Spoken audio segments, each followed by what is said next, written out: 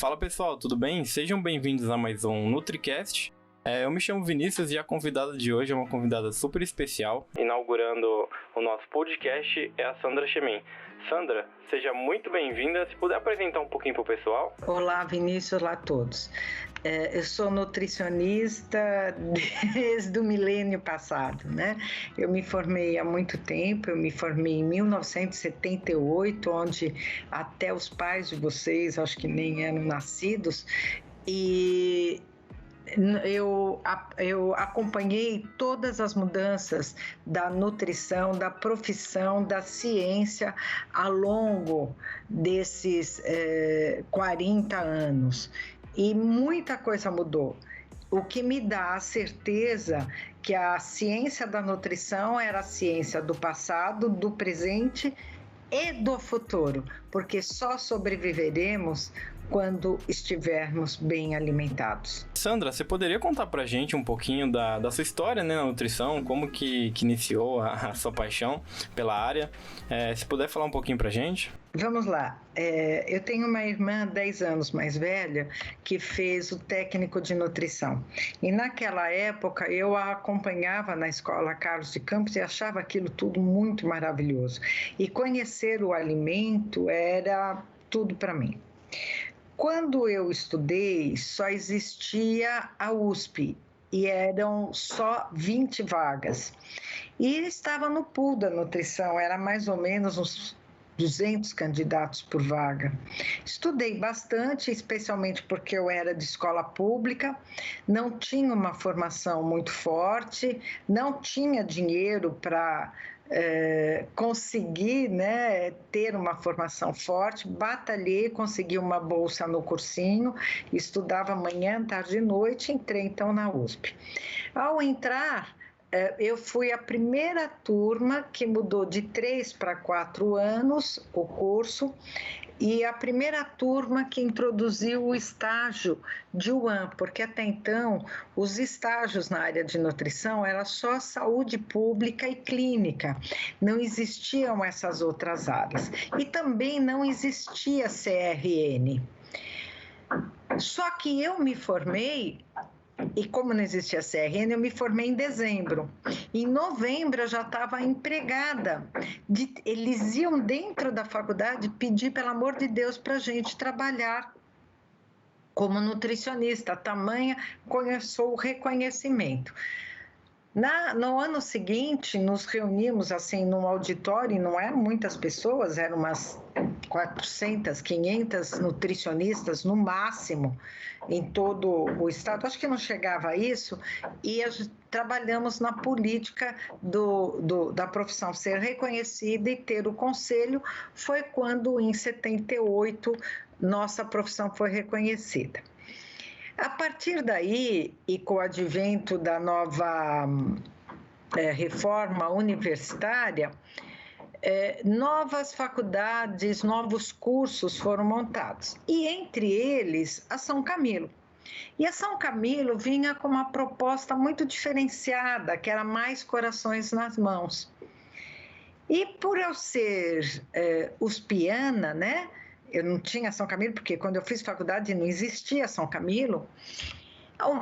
Uma coisa me incomodava muito, eu vou brincar com vocês. Eu como de tudo, só odeio beterraba, mas eu odeio beterraba, eu não suporto. E eu pensava assim, se um nutricionista me atender e mandar eu comer beterraba, eu não vou comer. E a gente se formava muito compartimentalizada, a dieta era essa, era para comer aquilo e não tinha plano B. E eu achava que não, que a gente tinha que ouvir o paciente, porque se fosse comigo, eu não aceitaria, não haveria adesão na dieta. E a São Camilo, abrindo, me deu a oportunidade de trabalhar. A partir daí fui estudar, fui fazer estágio, fui estudar, trabalhei em outras instituições de ensino, várias outras instituições de ensino, mas o meu coração sempre se perpetuou no São Camilo. haja visto que eu estou há 42 anos nessa instituição que acreditou em mim, que eu consegui. Hoje se fala muito nessa dieta diferencializada, individualizada, consegui montar uma equipe, e a nossa equipe, ela conseguiu montar muitos preceitos na área. São Camilo é da área clínica, então a gente é muito forte na área clínica, mas muito reconhecido também nas outras áreas. E aí as coisas foram crescendo, por exemplo, a área de gestão de negócios, somos inovadoras, hoje é uma das áreas que está captando muita mão de obra e vai ser o futuro, né? E vai ser o futuro. Então, é mais ou menos assim a minha história. E não paro de estudar, não, viu? O ano passado eu estava fazendo um MBA e o doutorado, terminei o MBA o ano passado e pretendo terminar este doutorado em dezembro, que está consumindo todos os fios de cabelo. Mas não pode parar nunca, nunca, nunca. Muito boa essa história e a gente fica honrado de ter você aqui, porque obviamente que a sua importância para a nutrição ela tem que ser bem reconhecida, né? Porque diversos programas como o Fome Zero, né, que você fez parte. Eu fiz parte de muita coisa. Eu fui, não sei, 5, 6 gestões, presidente, vice-presidente, coordenadora de ética, coordenadora de ensino do Conselho Regional de São Paulo. Depois eu fui para o Federal, lá eu coordenei a comissão de ensino, e quando eu estava lá, nós fizemos as diretrizes curriculares do curso de nutrição, que eu achei ótima na época, mas já tem 20 anos, já está na hora de mudar, o pessoal está falando, está esperando você voltar para mudar, mas ainda, então, graças a Deus, desse computador que eu estou falando com você, que saíram as diretrizes curriculares do curso de nutrição. Não fiz sozinha, lá no Conselho já existe um bom material, eu agreguei, agilizei, fiz a ligação política, ia muito nas reuniões da Câmara, do Conselho Nacional de Educação, e as nossas diretrizes não foram as primeiras, porque foi assim, saiu medicina, enfermagem e nutrição. Aí quem o relator foi o doutor Éder, ele falou assim, não, eu aceito desde que medicina seja a primeira. Aí a doutora Yara Xavier, que era da enfermagem, que redigiu o final, tudo, falou assim, olha, eu faço a redação final, para que a gente seja mais ou menos homogêneo, mas eu quero ser a segunda. Eu falei, tá bom, então nós seremos a terceira. Se você lê as três, são bastante semelhantes. Só que a medicina já partiu para a segunda e está fazendo a terceira. A enfermagem já fez a segunda, vai soltar a terceira. E nós ainda estamos na primeira. Então, eu acho que nossas diretrizes ainda estão bastante defasadas. Tem 21 anos. Logo depois que eu fiz isso, veio o governo do PT, né? E o Lula montou o Ministério da Fome Zero, que depois se transformou no Ministério de Desenvolvimento Social. E precisava de um representante da sociedade civil. E aí eu participei do Ministério durante 13 meses. Eu participei, depois realmente eu não conseguia conciliar, porque precisava ficar... ou você faz bem feito ou você não faz. Para dar só nome não adianta. Mas mesmo assim, eu comecei a escrever, não terminei, né? Os meus colegas que ficaram lá, que têm todos os méritos, né? O Francisco, eles que têm todos os méritos, mas a gente fez a Lausanne, a Lei Orgânica de Segurança Alimentar e Nutricional. Então, eu participei, eu posso dizer que um pouquinho dessa lei também é minha, né? E a gente também participou dessa Lausanne.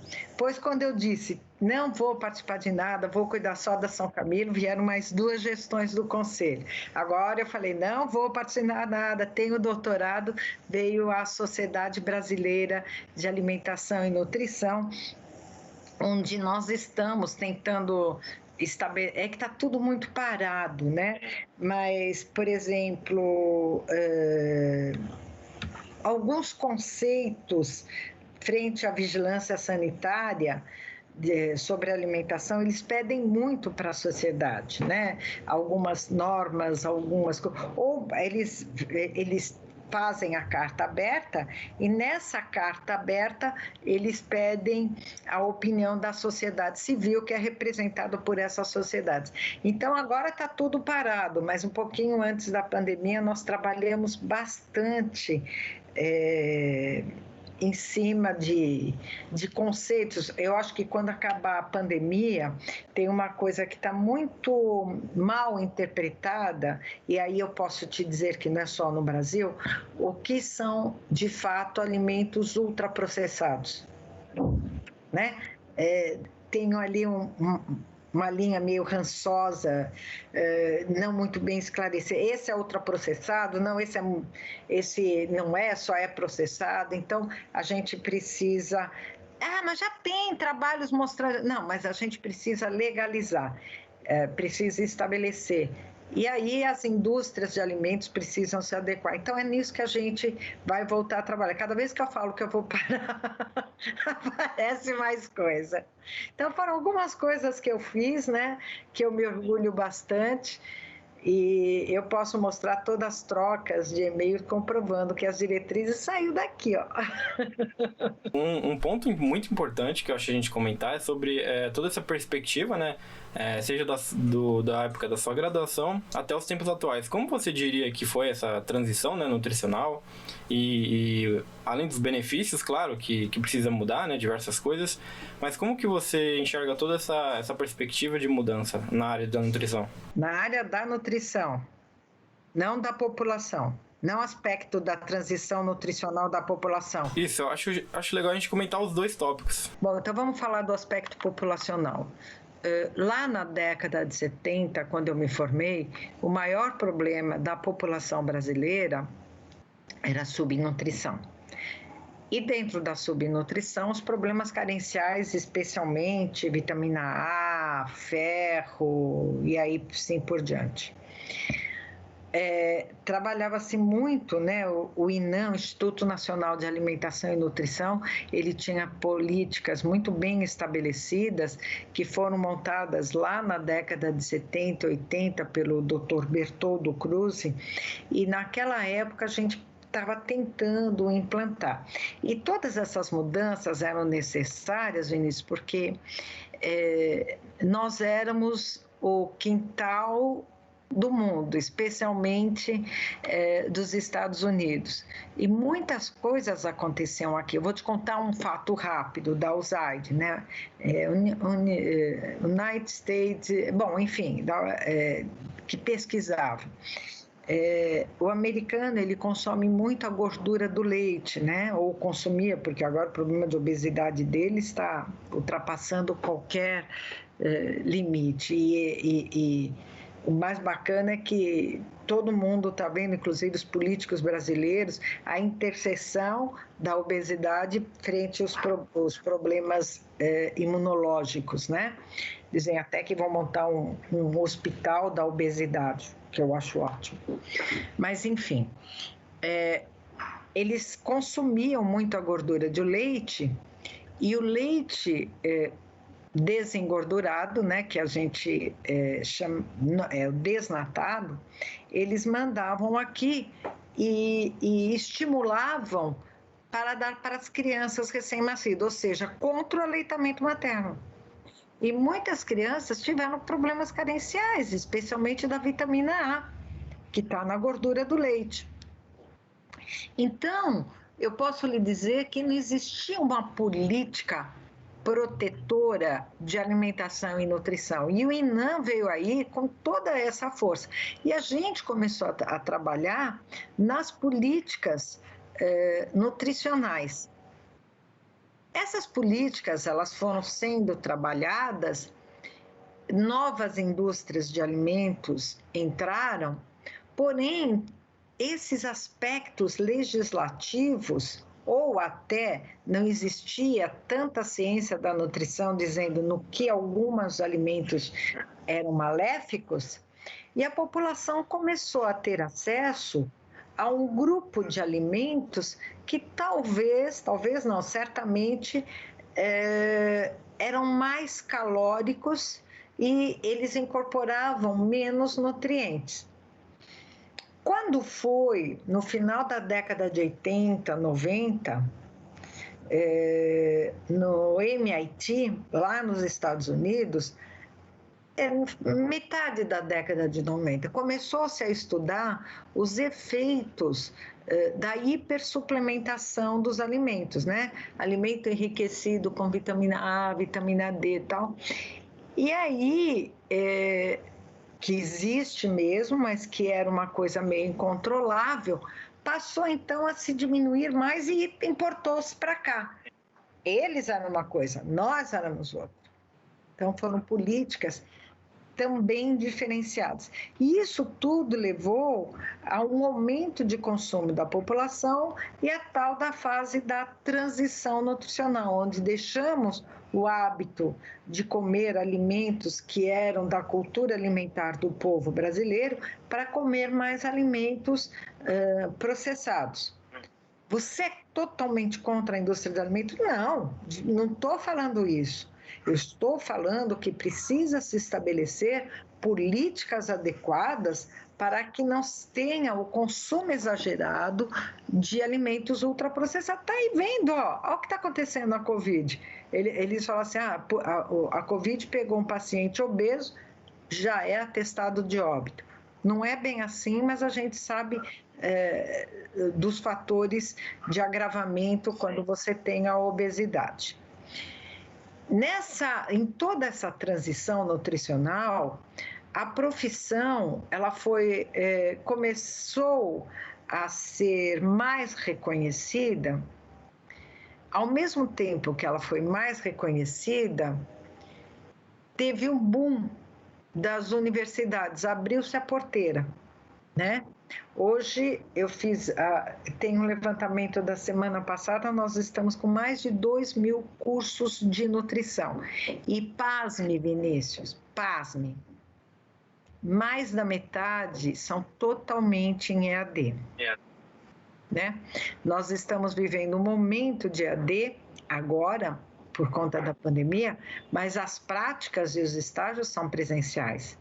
E em vários cursos não tem essas práticas. E você não passou esse momento, mas vários alunos estão solicitando quando que nós voltamos, quando que nós voltaremos, onde a gente vai ter a oportunidade de discutir um pouco melhor.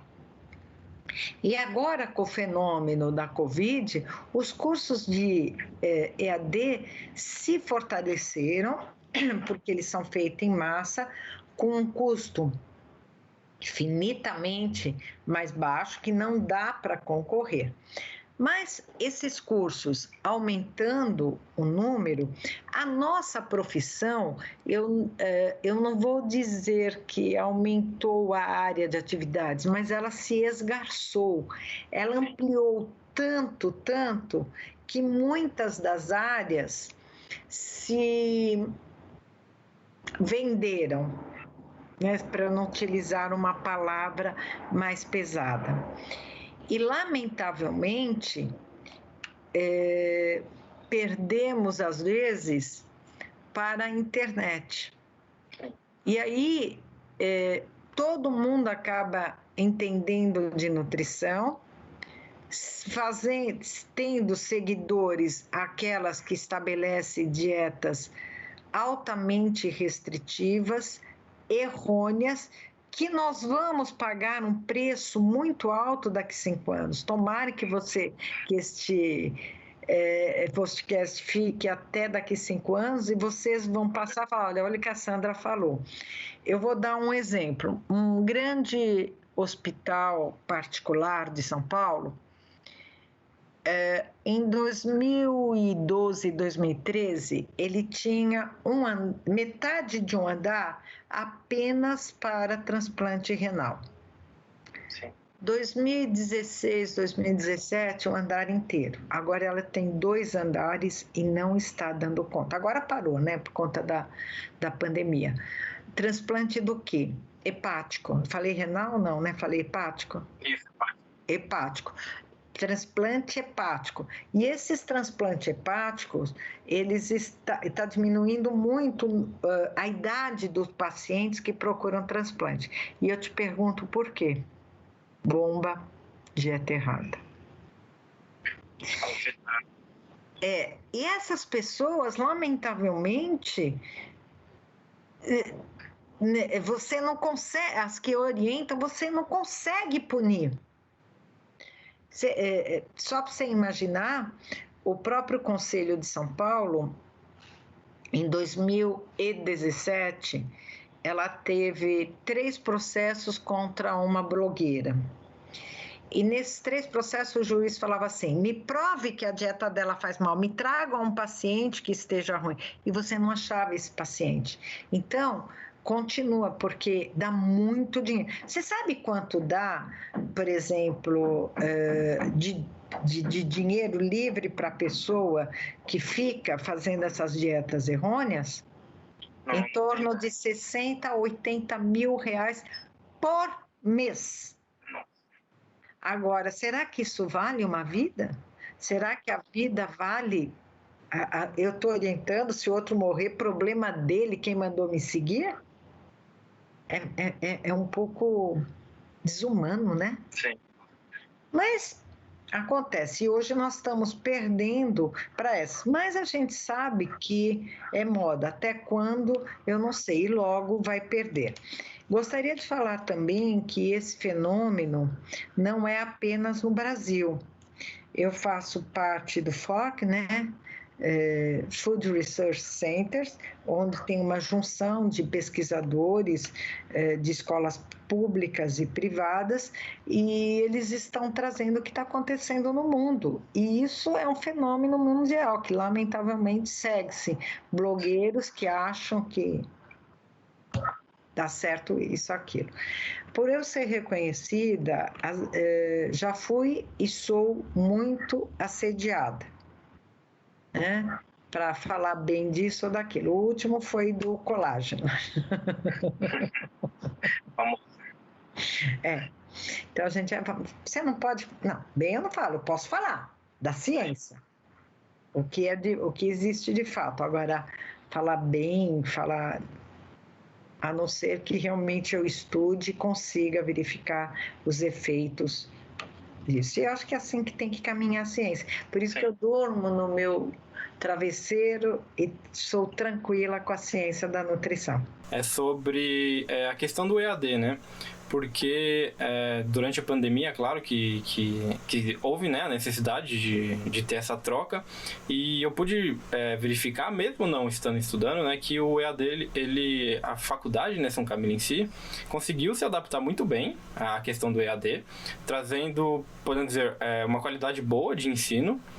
Eu queria dizer como que foi essa adaptação para que conseguisse trazer, né, uma boa qualidade também. Tá, deixa eu fazer uma explicação pedagógica. Existe uma diferença entre curso em EAD e curso presencial ministrado de forma remota nessa época.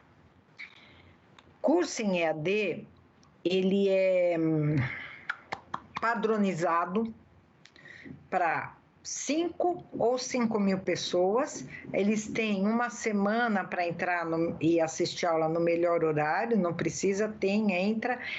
E o nível de exigência geralmente é menor. O que nós fizemos foi um curso presencial, as aulas eram dadas no horário da aula, o aluno tinha que estar lá, ministrados de forma remota, né? Então, é um curso presencial ministrado de forma remota. A adaptação, vocês ficaram, né, uma semana sem aula para os professores adaptarem suas aulas, discutirem, entrarem na plataforma que foi disponibilizada para os docentes, que foi a Teams, né, porque nós temos o Office, e correr atrás e ministrar as aulas. Foi difícil no primeiro momento e nós fomos nos aprimorando ao longo do tempo. Ainda esse semestre nós permaneceremos como ensino presencial dado de forma remota, mas a gente vai mudar um pouco o grau de exigência. Eu participei o ano passado de um congresso sobre educação e todos têm o mesmo problema. E o maior problema está nas provas, nas avaliações, que não podem ser presenciais, e a gente sabe que muito aluno que não estavam capacitados de uma forma adequada, eles tiveram boas notas e até mesmo passaram. Então, hoje nós já temos ferramentas de randomizar as questões, de mudar para diminuir esse grau de cola, né? Ter um tempo determinado, e isso que eu posso dizer como negativo. Eu dei minha aula, eu mesmo ministrei aula, precisei adaptar, e era como se fosse presencial, porque na minha disciplina nós tivemos quase que todos os dias 90% de presença. Mas a gente brincava, então vamos falar uma boa noite, né? Todo mundo. E um dia minha cachorra, agora ela está presa, porque ela ouve uma outra voz falando comigo, ela vem latir. Então ela latiu, eu peguei e falei, olha, essa é as minhas. Aí todo mundo que tinha animal falava boa noite. Quer dizer, eram pequenas manobras que a gente tinha para todos participarem. Tem que ter muito exercício, muita discussão, é um método diferente, que você está em sala de aula, você tem que trazer o aluno cada vez mais e bola para frente, né? Foi uma adaptação bem feita rapidamente, e muita reunião. Quando a gente tinha uma ação que os alunos não gostavam, eu fazia reunião com os professores, a gente discutia. Foi um trabalho árduo, posso te garantir, mas deu um efeito positivo. Deu tudo certo. E principalmente também no estágio, né? Que eu pude realizar, houve uma boa adaptação, trazendo toda a segurança, né, para o aluno, com todas as medidas, né, equipamentos de EPI, e foi algo que deu muito certo. Então é algo que a gente valoriza muito, né, nessa questão da São Camilo, por estar trazendo, pensar em primeiro lugar no aluno, e, né, no aluno e na educação do aluno. Então foi algo muito positivo que trouxe, né. Eu faço parte de um grupo de coordenadores de curso. Nós estamos com, acho que 228 coordenadores, 128 coordenadores nesse grupo de WhatsApp, e as escolas públicas não dão EPIs, né? Então, cancelar estágio e tal. Foi difícil, mas eu vou te dizer uma palavra de uma aluna para mim. Professora, eu me sentia mais segura dentro da unidade de estágio do que fora. Mas, lamentavelmente, tinha o traslado, né? Importante a gente comentar é sobre tá sempre se mantendo atualizado, né? Independente da área da saúde, eu acredito que seja de extrema importância se manter atualizado. O que você poderia falar sobre isso, né? De se manter atualizado? Por favor. Como eu falei, eu fiz 2 cursos. E exigir que os professores que não se mantiverem atualizados, não ficam. Então, vários professores, inclusive antigos, eles foram buscar doutorado, pós-doutorado. Então, hoje, nós temos uma gama de professores voltando a estudar, voltando à área de pesquisa, trocando informações, Olha, eu participei do Simponutri, eu acho que eu vou fazer um segundo doutorado nessa área, porque não adianta eu achar que o professor se forma, é um bom professor, não produz, não faz pesquisa e não vai estudar. Se o professor não produz, não faz pesquisa e não vai estudar, ele não fica. Lamentavelmente, eu já tive que demitir professor por causa disso, porque quando eu chamei, eu falei, olha, está muito ruim.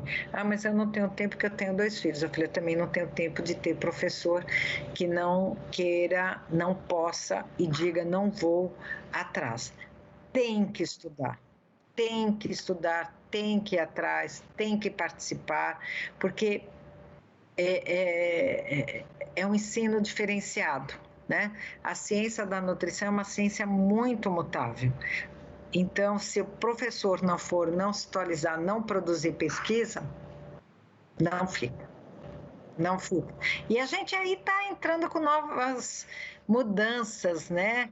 Então, você não teve, mas está convidado, se quiser, só não durante a pandemia. Então, por exemplo, tudo que eu vejo de novo na área da ciência da nutrição, estou trazendo e tentando ser uma iniciante. Então, por exemplo, avaliação nutricional por ultrassom, né, que é o Body Metrics. Todos os alunos agora passarão por essa aula, aprenderão a fazer.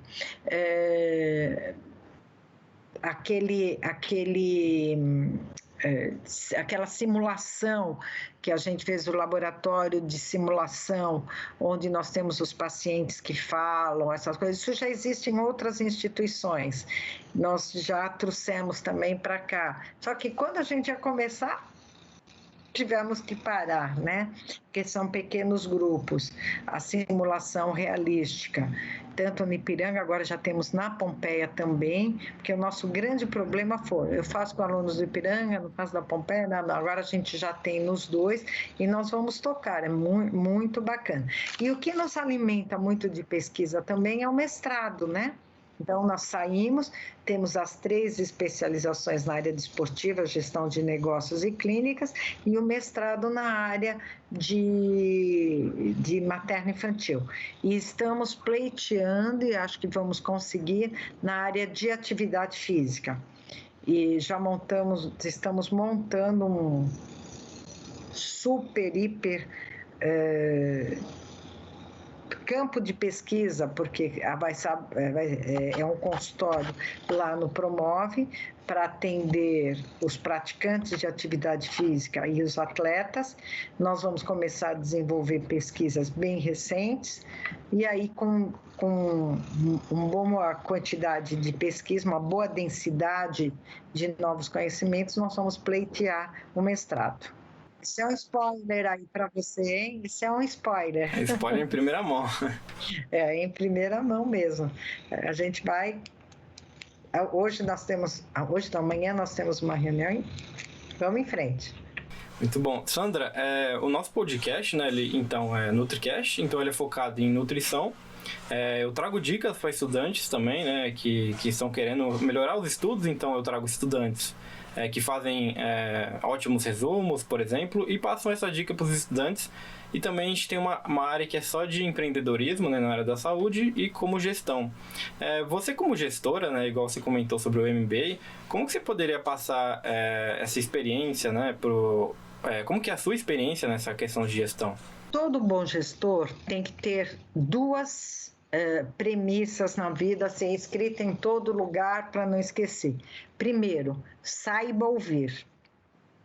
Saiba ouvir. Você tem que ouvir aqueles que estão abaixo de você para sentir a realidade antes de tomar qualquer decisão. E o segundo ponto que um gestor, eu sempre falo para os meus filhos, para os alunos, para todo mundo, eu vou falar uma coisa pesada, mas não é tão pesada. Faça tudo como você fosse morrer amanhã. Oi, saiu. Pronto, voltou. Faça tudo como você fosse morrer amanhã. O que quer dizer isso? Não deixe nada acumular. Imagine que amanhã você fosse morrer e que alguém viesse e quiser saber aonde parou. Não, é meu, eu vou guardar. Nada é meu, nada é meu. Tudo é dividido. Quanto mais você divide, mais você gerencia e mais você multiplica. É um negócio meio doido, né? Quanto mais você divide, mais você multiplica, mas a relação é inversamente proporcional. Então, a gente tem que fazer tudo, não deixar acumular, porque se acumular qualquer coisa, e tem que deixar claro aonde você... ou num computador, mas assim, que tenha clareza de entrada, que se acontecer alguma coisa com você, quem seguir vai saber seguir direitinho. Eu, em outubro de 2017, eu fui picada, eu não sei se foi por um escorpião ou uma aranha, e eu tive imediatamente uma osteomielite por conta dessa picada, e eu tive que ficar internada. Mas assim, do dia para a noite tive que ficar internada. E o curso não podia parar. Então foi só uma meia horinha de reunião, explicar tudo onde estava e internar. Agora, o mau gestor, ele é aquele que guarda para si, ele é o gestor, é ele que sabe, ele não passa para ninguém, e isso até é uma insegurança, né? Muito ruim. Então, como gestão, saiba ouvir, divida e faça tudo como você fosse morrer amanhã, porque aí sim, mesmo você administrando o NutriCast, faça tudo para que ele corra, mostre segurança, nunca duvide, entre nas situações de cabeça, vá até o fim, porque senão não dá muito certo. Continuando um pouquinho nessa questão de gestão, acho que o trabalho em equipe também ele acaba sendo extremamente importante, né? E como que você poderia falar sobre o trabalho em equipe e também sobre o trabalho multiprofissional, né? Ninguém é detentor da verdade e ninguém sabe de tudo. Eu sei, eu do meu grupo, eu digo que sou a que menos sei de tudo, né? E eu tenho várias equipes. E são muito engraçadas, porque, por exemplo, quando eu marco reunião, a equipe de clínica é a primeira que chega antes do horário. Parece que já está incorporada a clínica dele, né? A equipe que mais polemiza, né? Assim, ela vai discutir os assuntos, quer discussão, é a equipe de saúde pública. A equipe que você está falando que precisa fazer, já está anotando e querendo fazer nada, a equipe de alimentação institucional. Então, as pessoas, eu estou falando de equipe, mas as pessoas, elas têm perfis diferentes. Então, um ótimo gestor é aquele que reconhece esse perfil e sabe, esse perfil individualizado, e sabe distribuir as ações pelos mesmos, porque todos têm seu valor, todos. Agora, não é simplesmente ser boazinha. O grande amor é saber chamar atenção. O grande gestor é aquele que sabe orientar, reconhecer e orientar. E se a pessoa não quiser receber essa orientação, aí ela não pode ficar no grupo, porque uma maçã podre, junto com outras maçãs, apodrece as demais. Então, é saber ter o discernimento. A equipe multidisciplinar é a equipe mais enriquecedora, porque o consenso é burro, o dissenso, com respeito, faz crescer. O que está acontecendo hoje no Brasil? Nós estamos tendo uma polarização, onde um polo não fala com o outro e fica brigando. Então, eles ficam discutindo e não se juntam. Para formar a energia, você precisa do polo positivo e do polo negativo. Então, o dissenso, com respeito, leva ao crescimento. Então, você respeitar a opinião alheia, utilizar o melhor de cada grupo e fazer crescer. E é assim que acontece. Então, a gente até brinca. Bom, já fez? Como é que foi? Não sei o quê. Quem chega antes vai anotando. Então, a gente já sabe aqueles que chegam antes, sabe aqueles que vão discutir mais, mas a partir da discussão dele eu vou conseguir ver coisas que eu não via. Aqueles que já começaram uma ação, o que foi, o que deu certo, o que não deu. Então, são ações que a gente respeita, cada um na sua individualidade, e um ajuda o outro. E aí, quando você monta uma equipe com que existe o respeito à individualidade, tem para ninguém. Eu sou fã da minha equipe, fã assim de carteirinha da minha equipe. E é impressionante como, por exemplo, uma professora ficou doente. Aí eu escrevo assim, ó, fulano de tal está doente, não pode ir, por exemplo, numa entidade de estágio. 2, 3, já pode deixar que eu faço para ela. Vou ligar para ela, ver onde ela parou e eu faço a supervisão para ela. Então, se ajuda. E esse espírito de ajuda é que leva ao crescimento, né? Eu escuto bastante, né, falar sobre ser um bom líder e sempre é sobre isso, né? É correr lado a lado com a pessoa. E mostrar, né, toda essa questão que você disse pra gente. Que bom, é exatamente isso. Se você não tiver essa sensibilidade, deixa eu te falar uma coisa, a gente está abrindo aí uma vaga aí de trainee, e ontem eu estava ouvindo também as vagas que estão abertas em São Paulo, numa determinada área, e aí perguntaram para a pessoa, assim como as pessoas que têm a vaga de trainee, o que é necessário para concorrer com a vaga? E todas as descrições foram atitudinais. E depois vem o conhecimento. Então, hoje, as atitudes das pessoas, o egoísmo, achar que tudo está aqui, então você está falando comigo, eu fico aqui só no celular, achando que ele vai me responder a vida, que é mais importante o WhatsApp do que o olho no olho, que é mais importante ficar brincando nas redes sociais do que participar da vida, isso tudo vai acabar. Então, no perfil dessa vaga que eu estou participando, que pediram a minha ajuda, e ontem na TV eles mostraram, que o mais importante são as pessoas que eles vão fazer teste psicológico e verificam se tem essa humildade para a divisão, se tem persistência nos objetivos, perseverança nas ações. Então, atitudinais.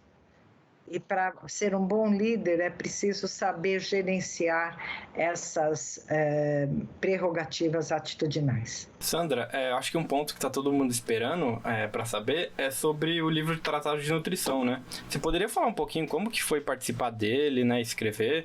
Em 2010, eu acho que foi, se não me engano, a primeira edição, pouquinho antes, a editora Roca, ela era a responsável pelo livro do Krause. E os royalties eram em dólares, né? Estavam ficando muito caros, não estava valendo a pena. E o dono, né, dessa editora falou, por que não fazer um livro brasileiro? E essa editora é em São Paulo. Aí ele procurou a instituição que na época tinha maior nome em nutrição e éramos nós. Ele me procurou e falou, você topa, mas ele tem que ser com autores de mais de um estado, tem que ser, não pode ser da São Camilo. Eu falei, topo. E porque eu acho que nós temos cérebros no Brasil muito mais interessantes do que em outro país.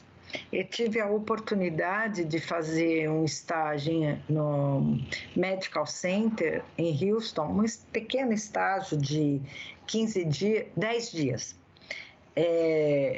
E eu vi que a nutrição nos Estados Unidos não era tudo isso que eu achava, né? Qualquer hora eu posso falar para vocês como é que é a nutrição em outros países.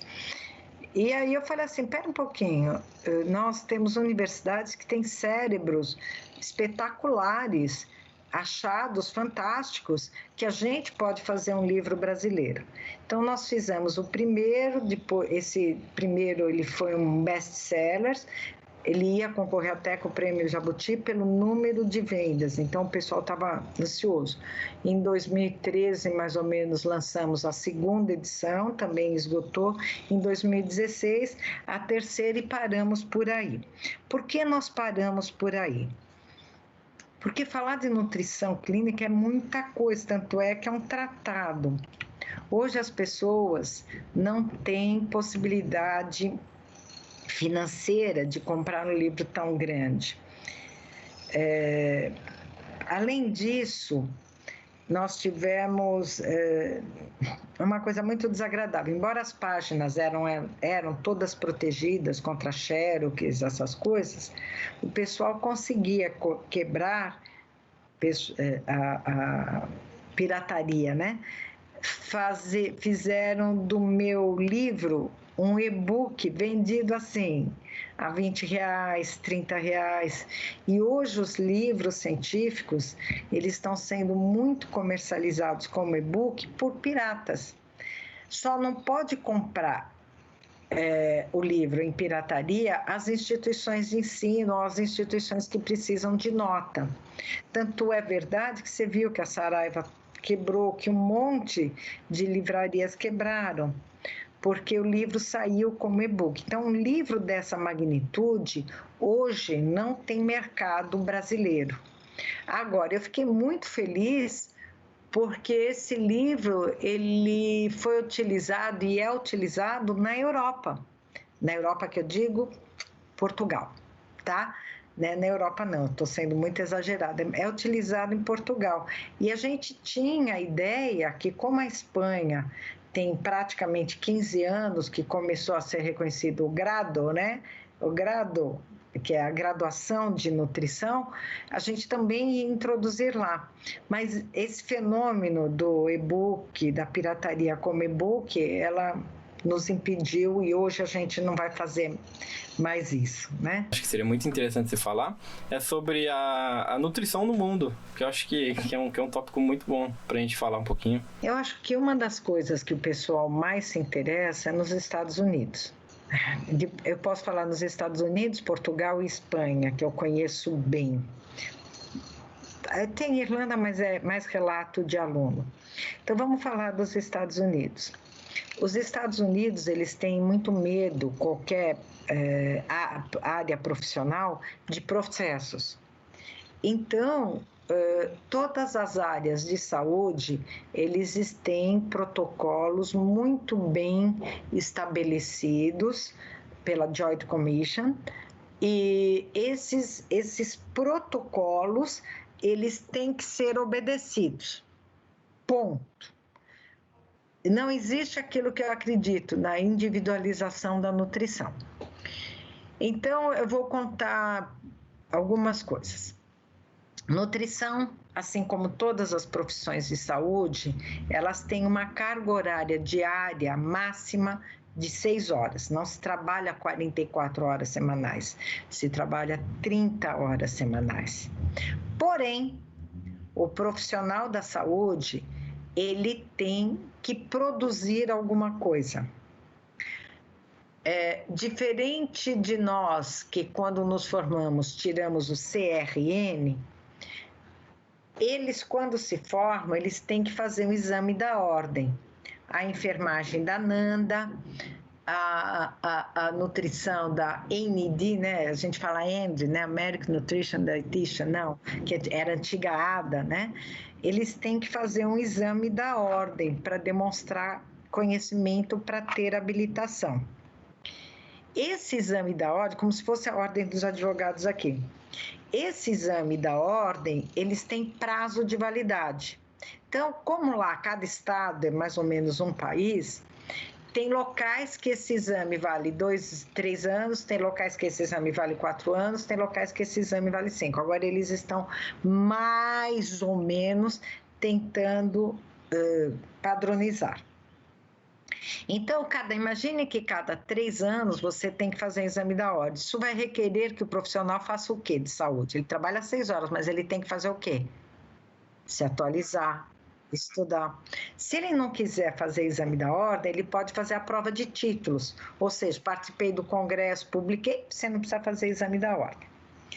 Nos hospitais, eles só podem contratar, vamos falar de nutricionista. Se você vê uma nutricionista chamada lá, Dr. Vinícius Moraes, RD, em cima, Vinícius Moraes Marangoni, em cima, quando você vê o nome do nutricionista e está escrito RD, que é Registered Dietitian, quer dizer que ele já fez o exame da ordem e ele está habilitado e aprovado. E os hospitais só podem contratar esses profissionais que tenham esse exame da ordem feito. Não existe fiscalização profissional como o conselho faz fiscalização, conselho de ética, nada disso, não existe. E aí a Joint Commission, ela passa nos hospitais e ela pega todos os profissionais de todas as áreas e vê se eles estão com os registros deles devidamente habilitados. Se o hospital contratou você, Vinícius, venceu o seu RD e você não renovou, o hospital é multado. Então, você tem obrigatoriamente que fazer. Agora, e se eu não passei no exame da ordem? Pode trabalhar em outras áreas. Como? Olha que absurdo. Montar consultório, ser representante na área, vamos supor, um representante da Nestlé, de dietas enterais, né? Você pode fazer alguns serviços que não estão diretamente ligados aos pacientes. Uma outra coisa interessante é que lá não existe políticas públicas na área de saúde nutricional.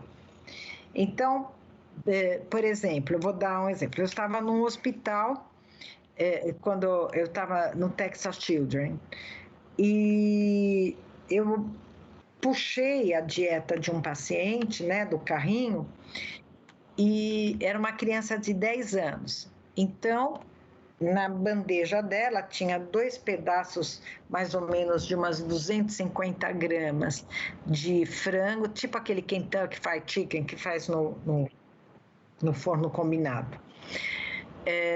Uma bela porção de batata frita, 10 anos. 2 porções de mais ou menos umas 250 gramas, uma bela porção de batata frita, 2 hambúrgueres, aquele cream milk, suco e sobremesa doce.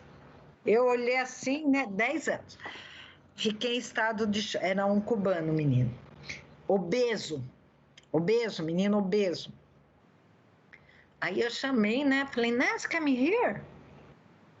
This is a fat diet. Sure. Nancy, what are you doing? Nothing. E virou as costas. Então, todo hospital, ele tem um room service. Se ele não tem nenhuma restrição nutricional, eles podem comer de tudo. Por quê? Porque eles têm medo do processo. Aí eu peguei num outro hospital, no Baptist Hospital, eu peguei uma senhora de 70, quase 80 anos, não sei se 78, não lembro mais, 79, e que ela foi internada por um problema cardíaco. E a recomendação era 1,5 gramas de proteína por quilo por dia. Aí eu chamei e falei assim, olha, ela vai ter um problema, ela já é cardíaca, vai ter um problema renal. Pode ser, mas a gente não pode dar. Não, está no protocolo, porque paciente que ficam com mais de 15 dias, você tem que dar 1,5 gramas de quilo de proteína para evitar escaras. Mas ela vai ter um problema renal, mas está no protocolo. Mas ela vai ter um problema, mas está no protocolo. Então, eles obedecem friamente o que está no protocolo. Trabalha na restrição nutricional, quando existe, o resto é tudo room service, porque está no protocolo. Uma outra coisa interessante na formação dos nutricionistas americanos, e isso existe no americano, isso existe na Espanha, isso existe em Portugal, que é os que eu posso comentar, que é o que eu conheço, não existe a área de UAN. Nutricionista é a área clínica e a área de saúde pública. Eu fui também para a Argentina, mas eu não sei como está a Argentina agora. mas mais ou menos em 2010, um pouco antes de 2010, eu fui para a Argentina e a AA, né, que era a Associação das Nutricionistas Argentinas, também nós éramos, na América Latina, um dos poucos países que trabalhava nessa área de UAN. Então, a produção da dieta do paciente, ela fica responsabilizada por uma pessoa que seria assim, imagina que fez o curso de técnico de gastronomia, e ele era responsável. E aí, quando eu fiquei na UAN, é muito engraçado, porque vem absolutamente tudo pronto, é como se fosse uma linha de montagem a UAN. As coisas chegam no máximo cada 2 dias, se não diárias, e eles chegam e o cardápio é estabelecido assim: todo dia 1º eles fazem isso, congelam. Todo dia 2 eles fazem isso, congelam. Todo dia 3 de cada mês eles fazem isso e congelam.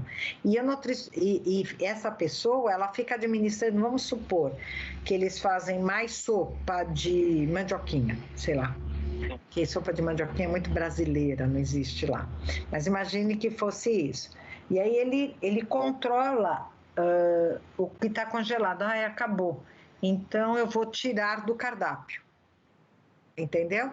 Então não existe. E quando eu falei que nosso cardápio era diário, nós fazemos o pré-preparo, essa pessoa responsável pelo São Luque, né, falou assim para mim: não estou acreditando, vai me enganar que a vaca também chega viva? Eu falei: chega, olha para a nutricionista e faz mu. Tanta raiva que eu fiquei, né? Mas é uma brincadeira, mas é completamente diferente o trabalho do nutricionista. Por isso, eles, entre aspas, também têm mais tempo para gerenciar pesquisas e atualização de conhecimentos. Na Espanha, como eu falei, ele está iniciando. Eu tenho aqui o relato da nossa Tatiana Sadella, que ficou lá, e ainda é a dieta muito na mão do médico. Então, os estágios, a supervisão é sob a mão do médico. Ele tem o quê que formou grado? 10 anos? 20 anos, e ele também está passando por processos de mudança, mas esses processos de mudança também envolvem a área clínica e de saúde pública. Uma coisa que eu esqueci de falar de saúde pública dos Estados Unidos, eles não fazem, lá o problema é a obesidade, não fazem grandes programas para diminuir a obesidade, não existe. Tanto é que você está vendo aí que agora o Biden está falando que desde a época do Obama eles querem implantar o SUS dele, né? Que era o Obamacare, agora não sei se vai ser o Biden Care, o Trump cancelou tudo porque eles não têm um serviço público e, consequentemente, não tem. E aí, quando eu fui na época de uma família obesa, fazia um programa de educação alimentar e diminuía peso, naquela época, hoje eu não sei como está, desde a época do Bush, tinha uma diminuição do imposto de renda, se diminuísse peso, mas depois eu acredito que isso não existe mais. Na Espanha, isso não existe em termos de saúde pública. São mais pesquisas que indicam como está. E em Portugal, a parte clínica é muito parecida com o Brasil. Nós, como São Camilo, já temos uma parceria com a Universidade Católica do Porto. Nosso mestrado já encaminhou alunos de lá e a gente vai receber alunos de lá no nosso mestrado, porque a formação é muito semelhante, menos a área de UAN. Mas do jeito que a nutrição está crescendo, eu acredito que lá também já tem área esportiva, não é de médicos, é de nutricionistas, lutando também, ao contrário dos Estados Unidos, que também essa área é mais de médicos, que é a área esportiva. Para a gente finalizar, eu queria só tocar em 2 tópicos que eu acho muito importante a gente falar. O primeiro é sobre a obesidade, né? Como que o nutricionista poderia atuar para diminuir a obesidade do paciente, pensando em diminuir as doenças crônicas, mas claro que tratando ele individualmente, mas como que os nutricionistas poderiam atuar para ter uma melhor eficácia? E o segundo ponto é para quem quer entrar em nutrição, se você puder falar, né, motivar a pessoa. No meu doutorado, eu estou estudando os aspectos da obesidade, a relação da obesidade com a depressão e com a ansiedade. E são muito interessantes, né? Então, porque hoje o obeso se torna depressivo, ansioso, não é porque existem aspectos internos, né? A obesidade leva à formação de mais marcadores inflamatórios que atravessam a barreira hematoencefálica e atuam no sistema nervoso, levando à depressão e ansiedade. Então, aquela história, é fresquinho porque vende mais ou vende mais porque é fresquinho? O depressivo também acaba comendo mais e aí vai. E aí você me fez uma pergunta que é a pergunta do século. Mas eu tenho algumas dicas.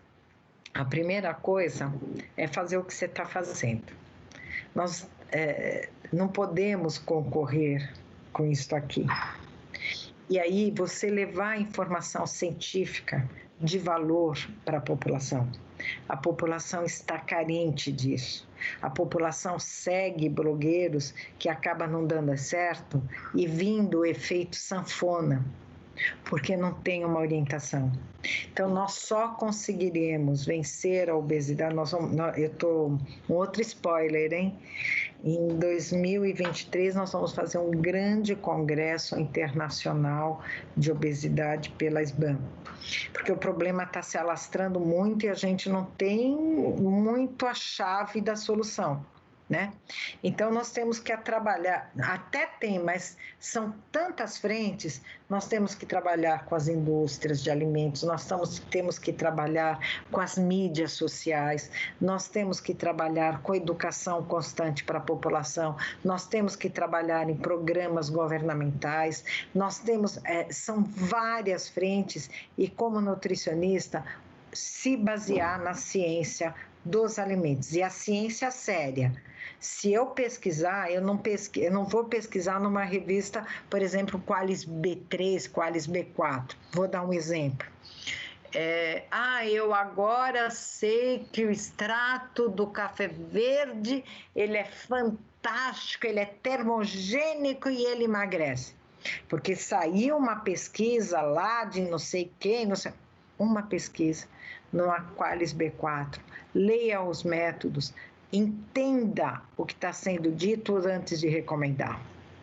Entenda, porque eu vejo muitas vezes recomendações de nutricionistas que eu tenho vontade de chorar. Nutricionistas, por exemplo, que recomendam, você come, eu posso falar isso sentada de cadeirinha e com provas.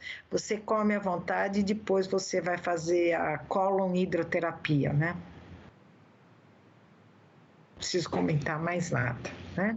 Se além de mudar toda a sua microbiota e saber o que isso traz de transtorno, eu como coordenadora de uma comissão de ética, em um ano eu cheguei a aplicar 200 processos, isso lá atrás, hoje seria muito mais, porque é lamentável o que as pessoas estão fazendo de ouvir.